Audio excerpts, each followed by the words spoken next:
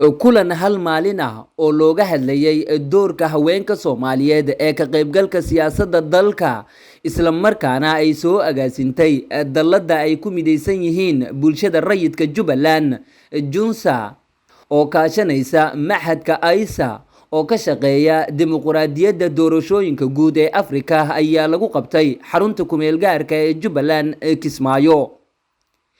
Madasha oo ay si wada jir ah u fureen gudoomiyaha Junsa Cabdifataax Jalwa iyo Ibrahim oo ka socday Aysa kana soo qayb galeen qaybaha kala duwan ee bulshada ayaa waxaa si faahfaahsan loogu falanqeeyay caqabadaha soo wajihi kara haweenka iyadoo intii gorfeyntu socotay la diiwaan geliyay fikirro loo arkayay macquul gal wax badanna xalkooda laga dhigi karo.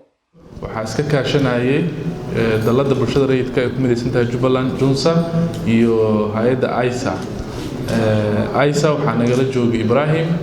waxaan jecelahay inuu kelimad naga dhaho ma la inkiri karo walow dad wanaagsan oo sida uu sheegay Xamza Kuraasta dad gabdho la siiyo qabiil aan xajirta u fiirinin oo kartida iyo dadnimada loo fiiriyo jirto haddana dhanka kale dadku ma wada sinna intaas baan ku darsan lahaa waa mahadsantiin.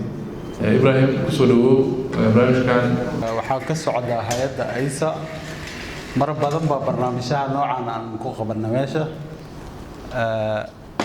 maanta barnaamijkan wuxuu ahay dood wadaag oo ku saabsan qoondada haweenka sida ogtihiin aqalka hoose doorashadii baa la galaya marka waxaan filaynaa insha Allah Jubbaland inay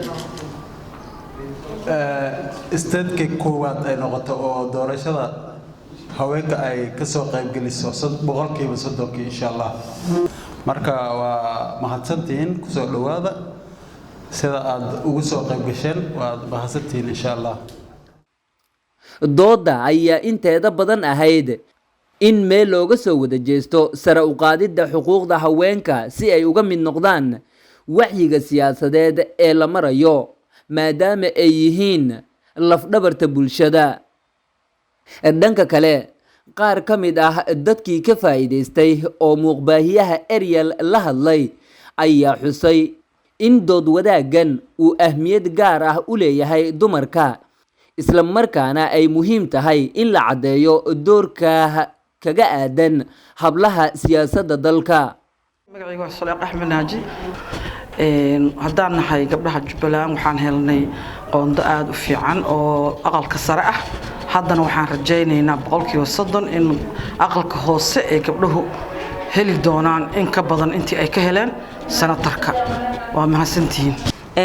magacaygu waa Ubax Yuusuf Cadaani waxaan halkaan kaaga mahadcelinayaa kulankan aan kaaga faa'iideysanayaa madaxweynaheena Jubbaland Axmed Maxamed Islaam sida uu gabdhaha garabka weyn u siiyay sidoo kale waxaan ka rajaynaynaa aqalka sare sidoo gabdhaha ugu heeliyay sidoo kale tan aqalka hoose inuu ugu heeliyo waxaan ka filaynaa hadii aan haweenka Jubbaland nahay madaxweynaheena Jubbaland inuu qoondada haweenka maxaa la yiraahdaa aqalka hoose uu noogu xaqiijiyo insha Allah oo garab weyn u siiyo haweenka Jubbaland. waa mahadsantiin.